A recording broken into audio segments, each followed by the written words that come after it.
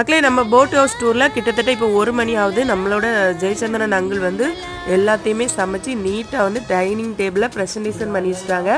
ஒரு ஆளாக இவ்வளோத்தையுமே பண்ணியிருக்காங்க பார்த்துக்காங்க. சடன்னு பண்ணிட்டாங்க. நாங்கள் எங்கே ஆடல் பாடல் பண்ணிகிட்டு இருந்தோம், அவங்க பாம்போல் சமைச்சிட்டு இருந்தாங்க.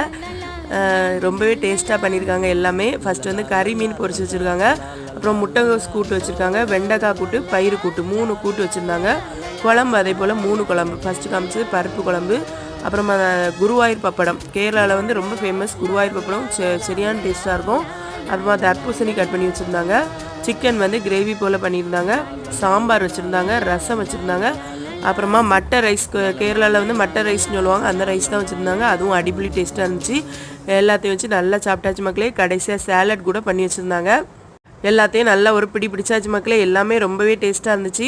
இந்த போட் ஹவுஸோட நேம் என்னென்னா ட்ரீம் ஹவுஸ். சரி, அப்புறமா போட் டீட்டெயில் கேட்குறீங்க, நான் தனி வீடியோ